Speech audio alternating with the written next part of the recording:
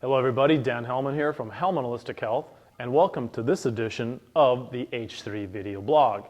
I've been working my way through the 6 foundation principles, and we are up to exercise. And exercise is probably as challenging to talk about as nutrition. So many people are becoming very polarized in their forms of exercise. What I want to do in this video blog is I want to share with you my experience and what's true for us here at Hellman Holistic Health. I have had the fortunate ability to learn from some of the greatest minds in the health and fitness industry. And what I have done is I have pulled from different perspectives and I've created my own program here at Hellman Holistic Health.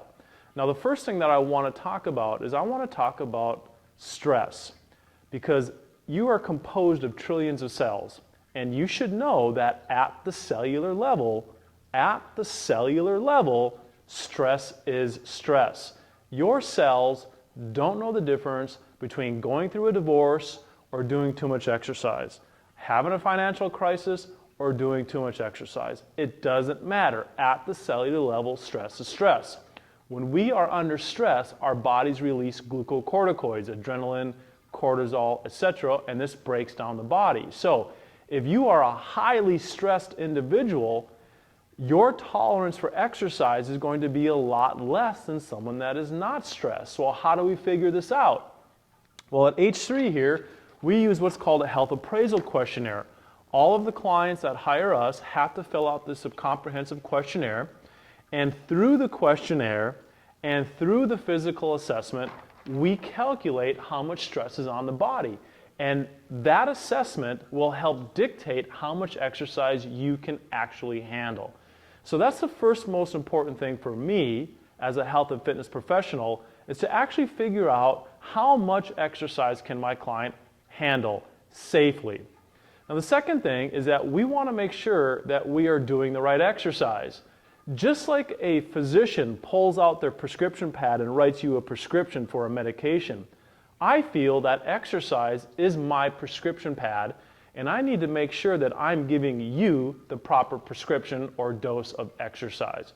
And the only way that that can be done is through a complete physical assessment.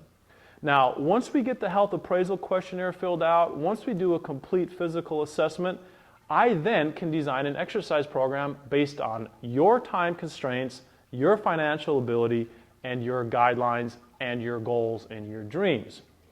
So at H3, we use a variety of techniques in our fitness approach. All of our programs will have some sort of stretching component.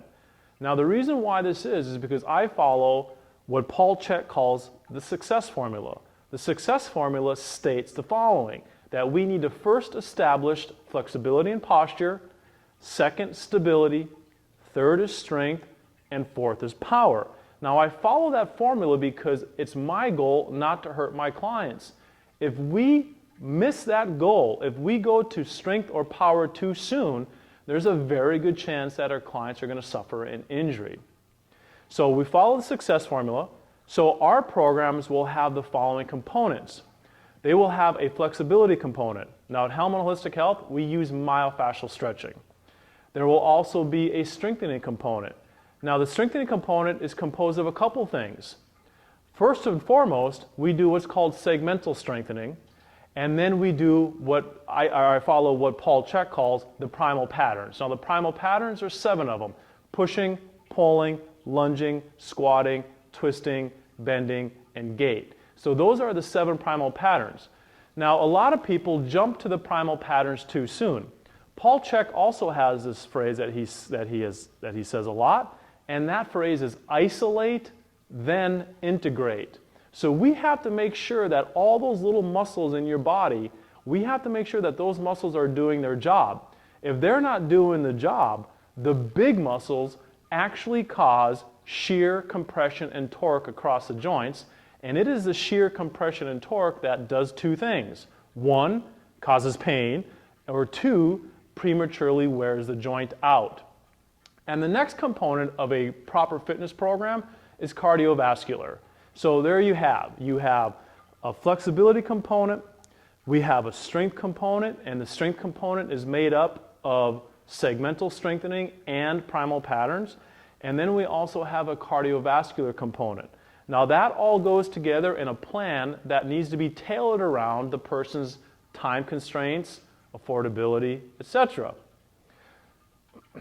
Now with that said, I want to leave you with a very interesting duality. There's only about 7% of the population that actually does a consistent exercise program, and that includes walking your dog. But of that 7% of people that exercise, did you know that the majority of them actually over-exercise for their nutrition and lifestyle component?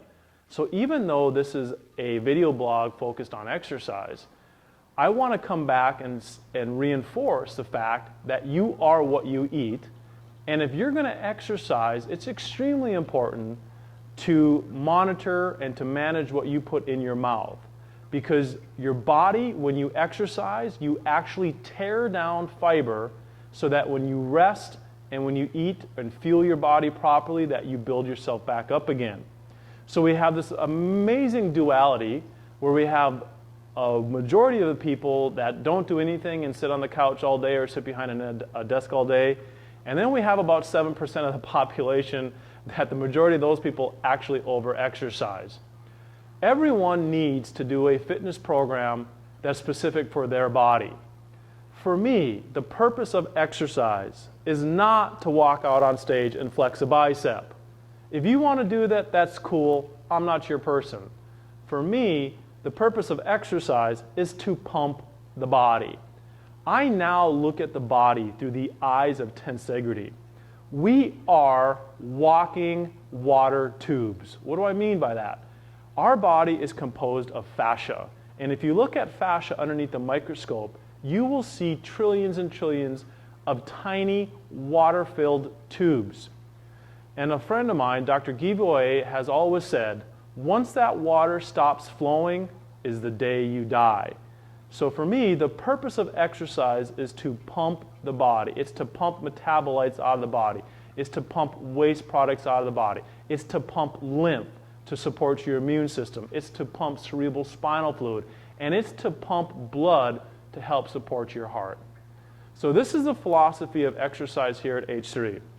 If you have any questions, please call the office at 954-566-0585. And you know our motto, it's better body, better life.